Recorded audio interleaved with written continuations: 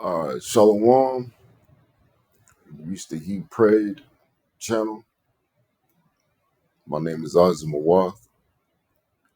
But first and foremost, I want to say call Halayim Yahweh Bahashem Yahweh Shai Bahashem Harakakadash. Double honors to the apostles and elders of 7, 13, 19, who rule well and where our learning is true from. Salutations to the Bakiyar, the elect, 144,000.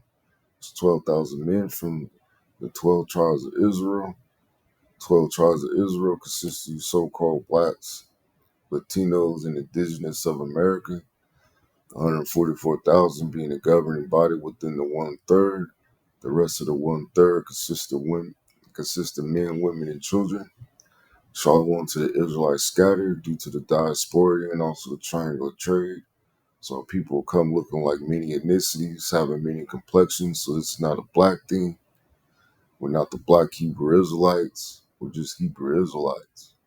Shalom to those that die in this truth. Says the dead should be raised up first.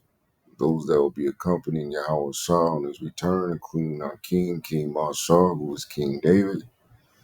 And as always, it's an honor and privilege to continue to do this work. The water Yahweh Ba'ashim Yahweh Shah for answering my prayers and allowing me to do such. Baba Kashal Yahweh Ba'ashim Yahweh Shah allows us to be an edifying lesson to at least one member of the elect.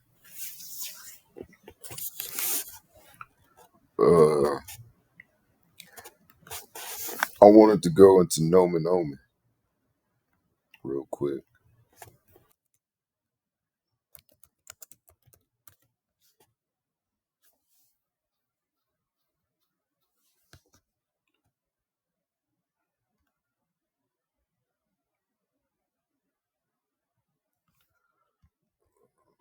I'll type it in the Copilot. This is equivalent to Chat GPT. But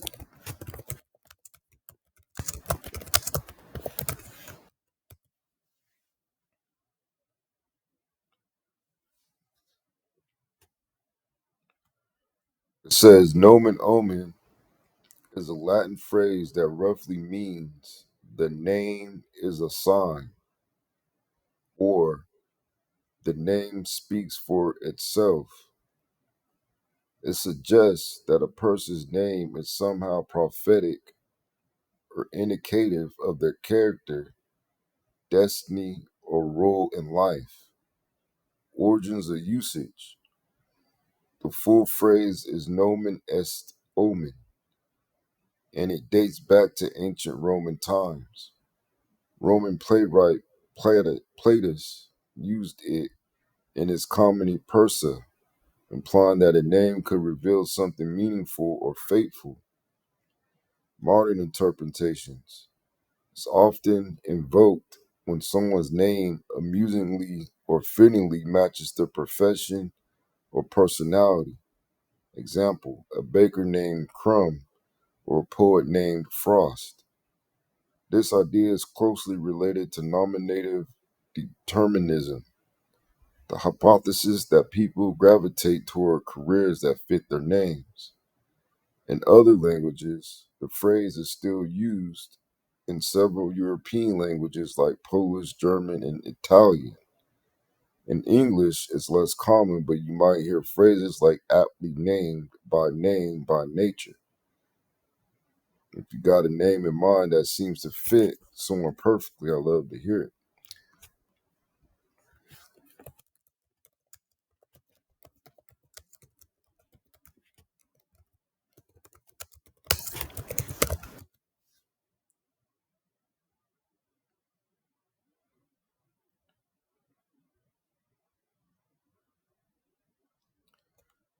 So I said Bible verses concerning the topic, the idea behind nomen omen that a name can reflect destiny or identity has intriguing parallels in the Bible. Even though the phrase itself isn't used in scripture, the Bible often treats names as deeply meaningful, sometimes even prophetic. Here are some verses that reflect this concept. Names as identity and destiny. Genesis 17:5. No longer shall your name be Abram, but your name shall be Abraham, for I have made you the father of a multitude of nations. Genesis 32:28. Your name shall no longer be Jacob, but Israel, for you have striven with God and with men and have prevailed. Matthew 1:21. She will bear a son, and you shall call his name Jesus, or Yahweh. He will save his people from their sins. That's why his name is He delivers, or He saves. Isaiah 9:6, and his name shall be called Wonderful Counselor, Mighty Power, Everlasting Father, Prince of Peace. It says warnings about omens and divination. While names are often celebrated, the Bible also cautions against interpreting omens in the superstitious sense. Deuteronomy 18:10-12. Let no one be found among you who interprets omens. Anyone who does these things is detestable to the Lord, which this is not what it's talking about when it's dealing with your name. It's dealing with, divination, as it says, right? So I kind of wanted to do a little thing because I made a video backing up the Hot Cognition Israelites Deaf to You video. And I made mention that there's an individual that talks bad about me to his woman. And he always says Shelby, which is the government name my mom gave me, destroyed, right? So he'll say Shelby destroyed,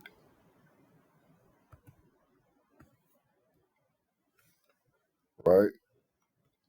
So let's find out the meaning of the name Shelby. It says the name Shelby is of English origin, meaning willow farm or from the ledge estate. And if you know anything about willow trees, they grow by the water. A ledge estate is something with either strength or protection. And, also could mean sheltered. It says in Hebrew, it is believed to be linked to the name Shelah, which means petition or request. While Shelby itself does not appear in the Bible, it can be associated with the biblical name Shalah, which carries connotations of prayerfulness and seeking divine intervention. So let's go to the word Shalah.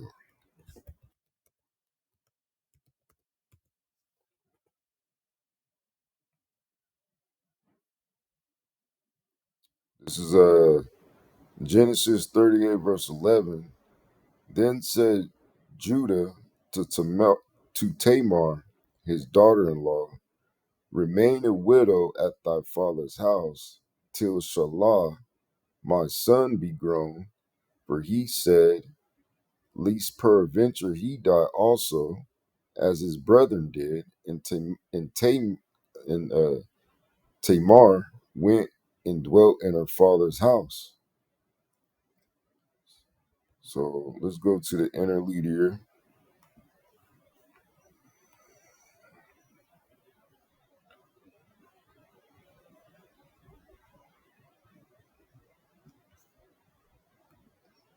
and we'll look up the word. Strong's H 7956, Shelah, Shelah.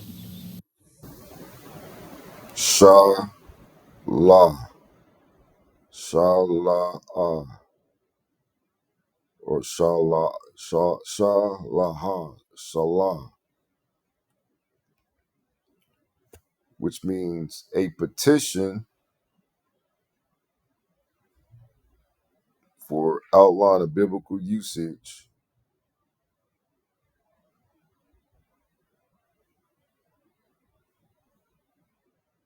which Shalah, the name of a post-Diluvian patriarch and an Israelite, Shelah,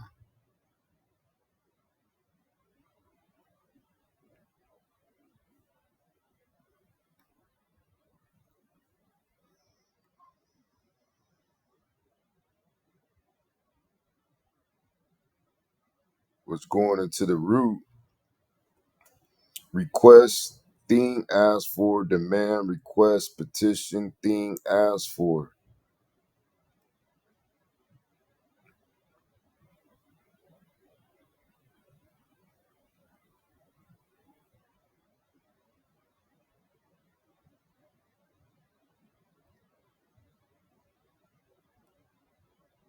Prayer.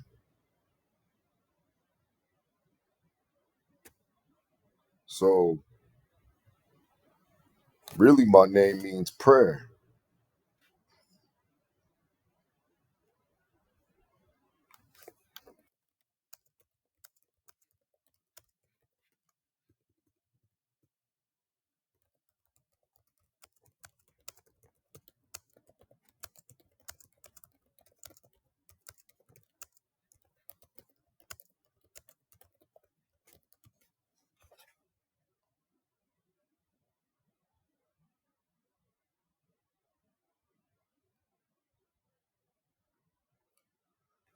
So I said, according to the Bible, what does it mean when your prayers are answered?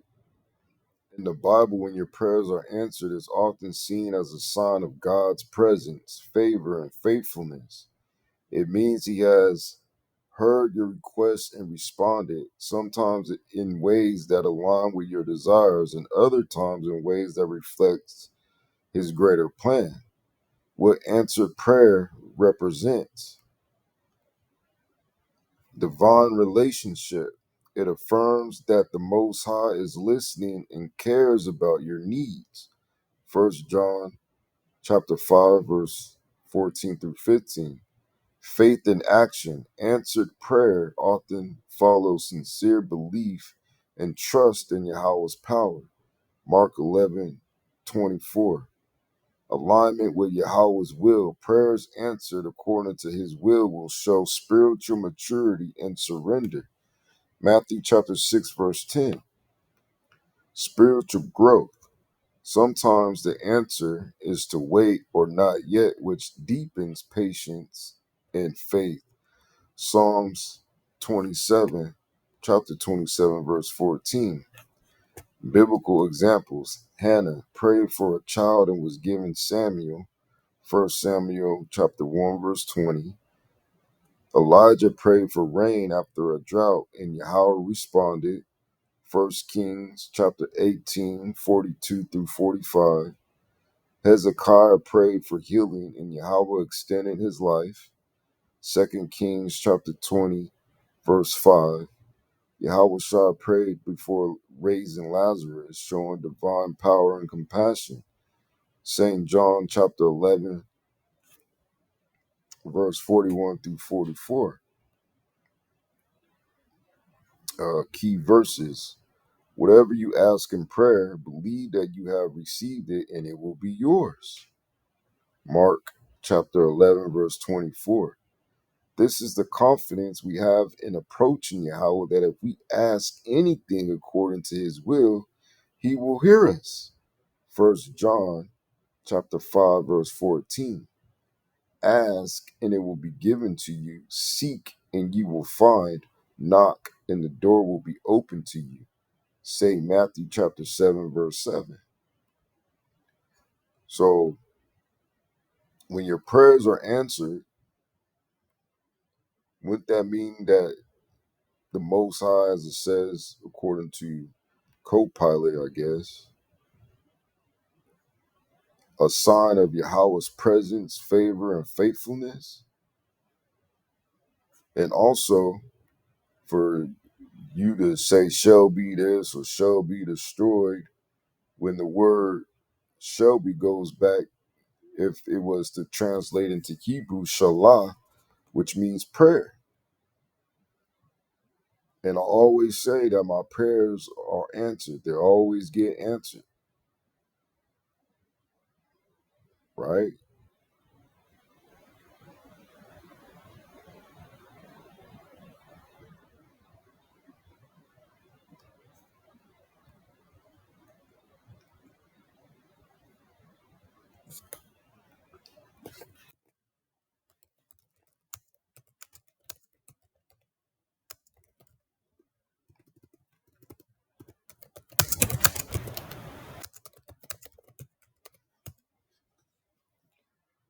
But the meaning of the name, or the origin, it says the name Shelby has its origins in Old Norse and is a gender neutral name. It means willow, or from the ledge estate.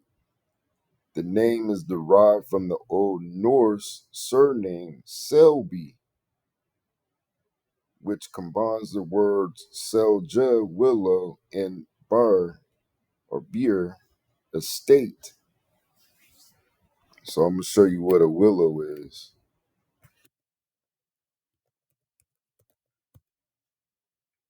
This is for all you people that, say what you got to say. See, this is a willow tree. And the thing about willows, they always grow by water. What does the water represent? You see the water? This is a willow tree.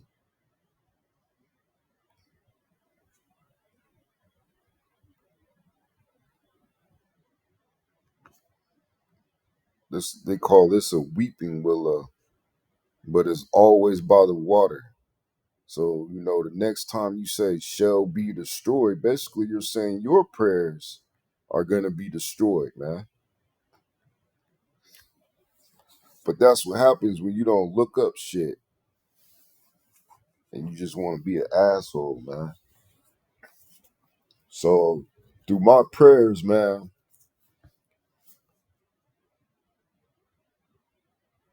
like I said, they always get answered, man. I remember putting prayers against Tommy Sotomayor, put prayers against Kevin Samuels. I put prayers against somebody's stepbrother because he was fucking with him. Put prayers on niggas that are no longer here, women that are no longer here, people that are bugged out. I put prayers of peace. I put prayers that brothers will see each other and have fellowship.